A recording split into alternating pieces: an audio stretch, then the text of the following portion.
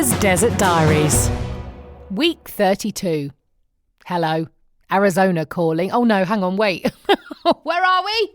Texas. Texas calling. Yep, this week I have been mainly driving across America. Now, to understand why, let me take you right back to the beginning of this story. Remember the day we decided we were going to move to Phoenix? We were sitting in a swimming pool in the city, looking at a mountain and drinking a beer, and Dave, my husband, said, I love this place. We've thought about doing something crazy and moving to America for years. Let's do it. So he applied for a job there and then in the pool, and a year later, much soul-searching, many decisions that totally terrified us, so much paperwork, we moved to Phoenix. Well, the person whose pool we were sitting in was my very good friend Ian. Now, I've known Ian since he was 16 and I was about 21, something like that.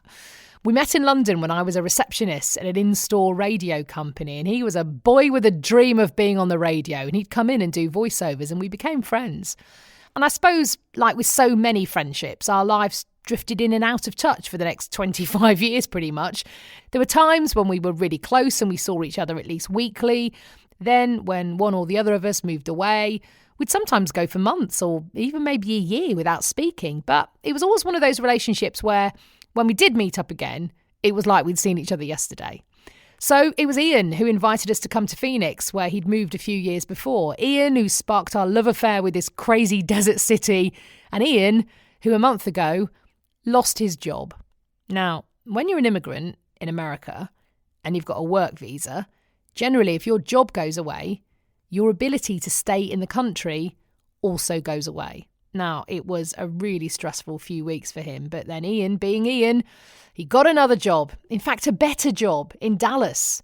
So happiness that he gets to stay in America because he really loves living in America, but sadness that he won't be up the road anymore. But I know we'll always be friends. So there was then this small matter of the move. He'd sorted a removal firm and thought about paying someone to drive his car nearly 1,000 miles to Dallas. And then I thought, the whole point of us throwing our lives up in the air, of taking this huge risk, was to embrace change, to do things I normally would never do. So I said to him, I think you should drive, and I'm going to come with you. So we set off from Phoenix on Tuesday afternoon and drove off into the desert. We drove to a place called Chambers on the first night, which was essentially a motel and a petrol station. That was it. I went for a walk around the motel car park in the morning, and just beyond were just fields and fields of what looked like nothing. I couldn't really see any discernible crops or anything. The only sound was the roar of the trucks from the freeway. There were about 4 cars in the car park, including ours, and one was packed full of stuff. And as I walked past, I noticed there wasn't just stuff in there, but a man sleeping in his car, living in his car. It was a sobering moment. America, eh? We had a long talk with a native woman called Kayla who worked in the gas station, and she told us she'd lived there her whole life. We said, where? She said, here, Chambers.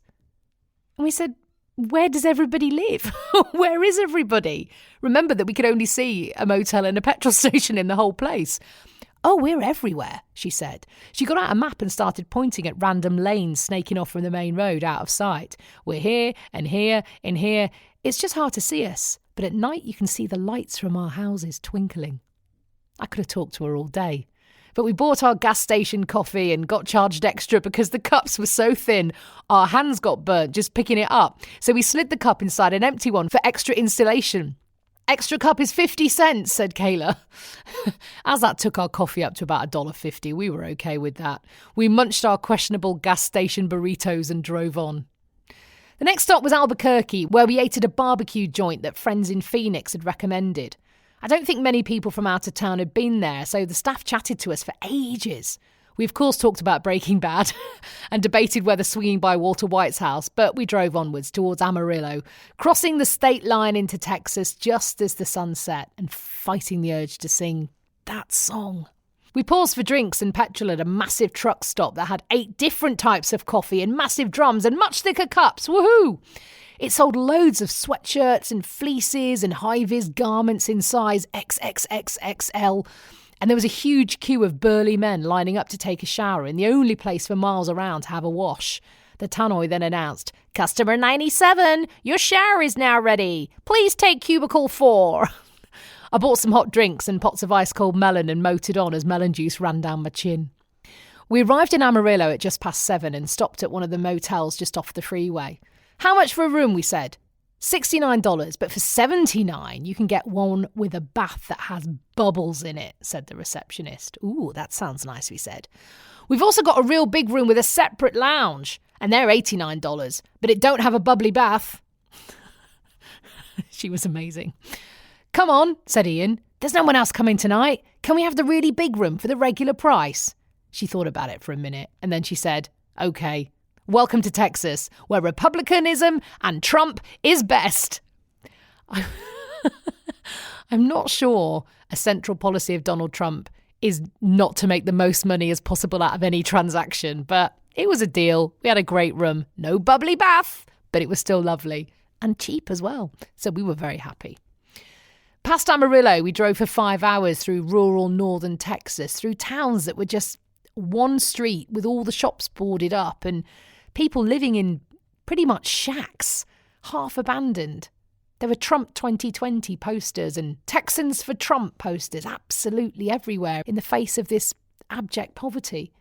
As ever, do come along for the ride. You can get me on Instagram at Sam Walker Radio, where I've got loads of pictures of the trip. At some time tonight, we hit Dallas for one last night. And then I say goodbye to Ian for a while and fly back home. And then the very next day, I'm so happy, my dad is coming. I just can't wait. I'll see you in the desert.